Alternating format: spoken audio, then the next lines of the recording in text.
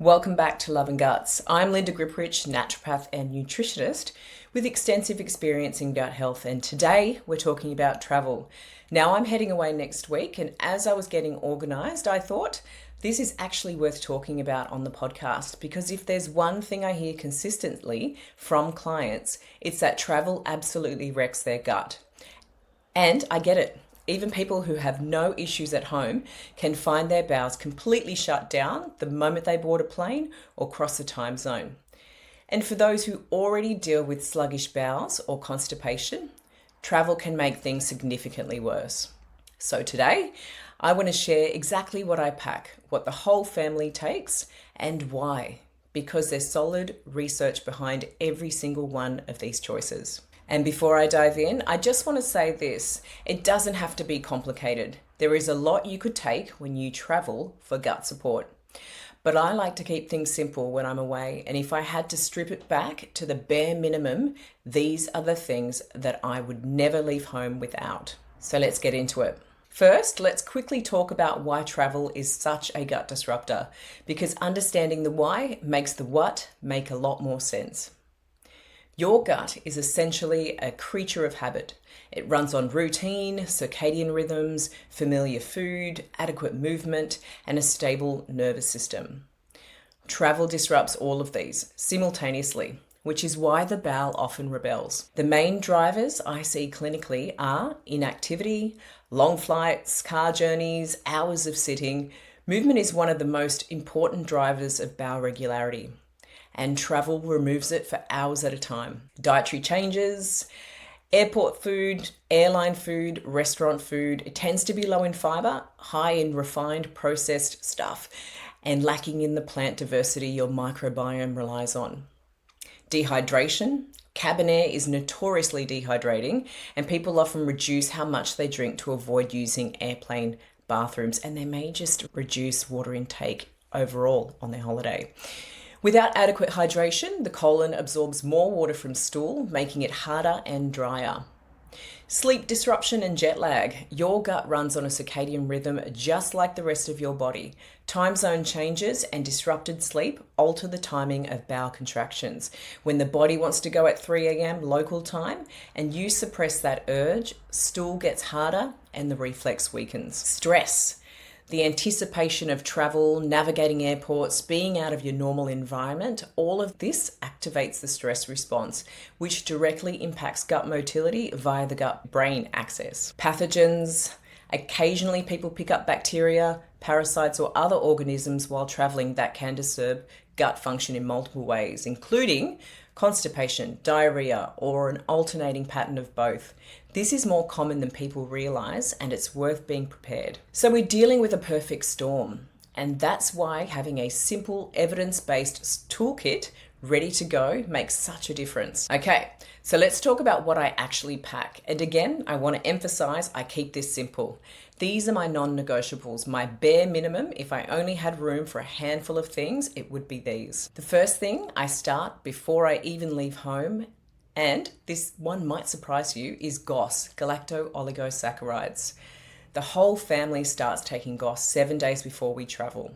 And here's why. There is really good randomized controlled trial evidence showing that GOS taken from around 5 to 7 days before travel and continued throughout the trip can significantly reduce both the incidence and duration of travelers' diarrhea. And it does this without antibiotics and without any significant side effects.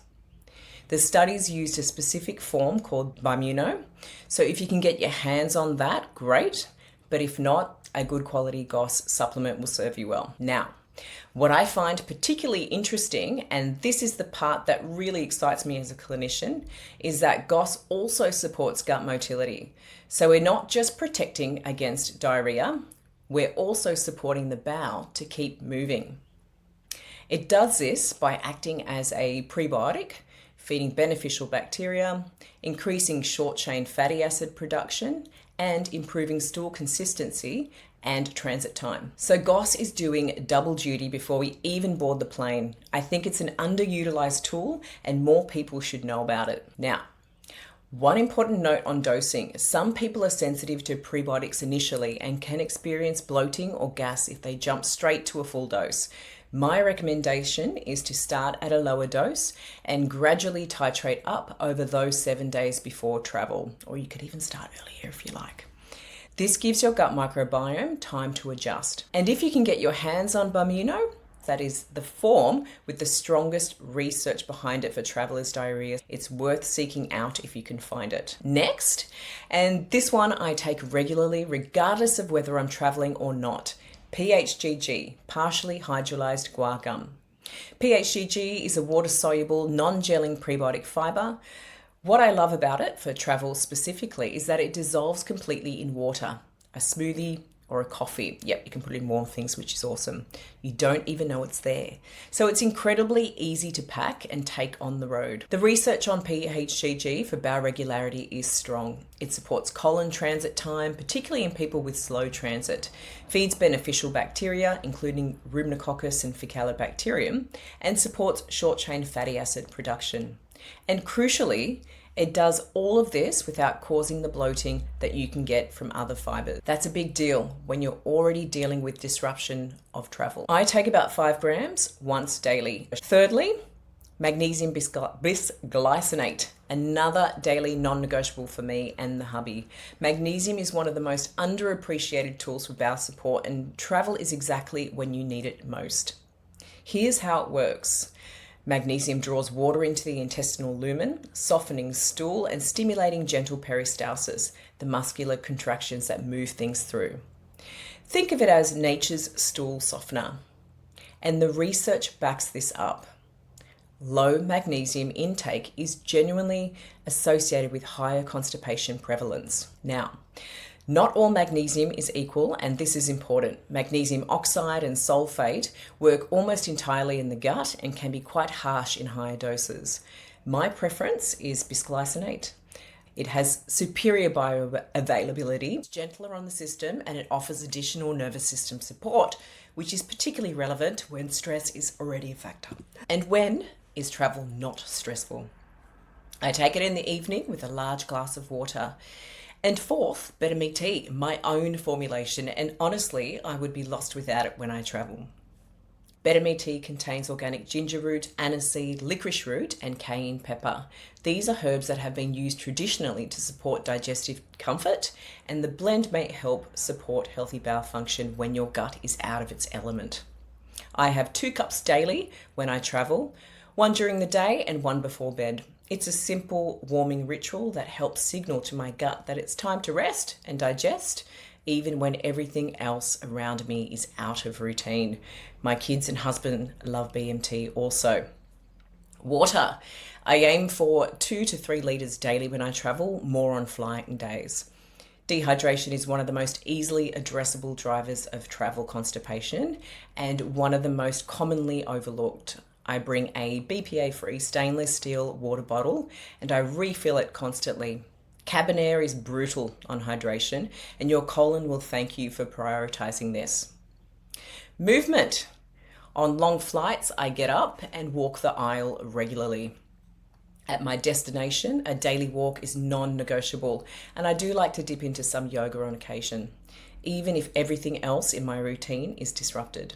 Research shows that even 20 minutes of moderate movement can support motility, helping to keep things moving when your routine is disrupted. Hydration and movement are what make everything else in your toolkit work better.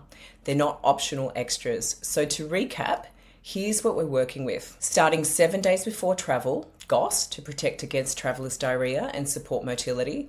Daily throughout travel, PHGG for gentle research-backed bowel regularity without the bloat. Every evening, magnesium bisglycinate to soften stool and support gentle peristalsis. After meals, BetterMe Tea to support digestive motility and keep things moving. And always, 2 to 3 litres of water and daily movement. Simple, evidence-based, and it works. Now, if travel consistently wrecks your gut, or if you're dealing with constipation that travel just makes worse, that tells me there's likely an underlying driver worth investigating. Travel is a stressor, and it tends to amplify what's already there. Things like SIBO, gut microbiome dysbiosis, pelvic floor dysfunction, and stress gut dysregulation are all common contributors that don't resolve on their own just by coming home. If that resonates with you, I'd love to work with you. I offer telehealth consultations for clients across Australia and internationally. So wherever you are in the world, we can get to the root cause of what's going on and build a plan that actually addresses it. You can find the link to book in my show notes and in my link in bio. And if you want to go deeper on the topic of constipation, what's driving it, and what the research actually supports, my guide, Get Things Moving, covers all of this in detail, and also linked in the show notes. Thank you so much for tuning in to Love and Guts today. If this episode was helpful, I would so appreciate you sharing it with someone who needs it, and leaving a review if you haven't already, and subscribing to my YouTube channel. I would love that. It genuinely helps more people find the show. Until next time, take care of your gut. It's taking care of you.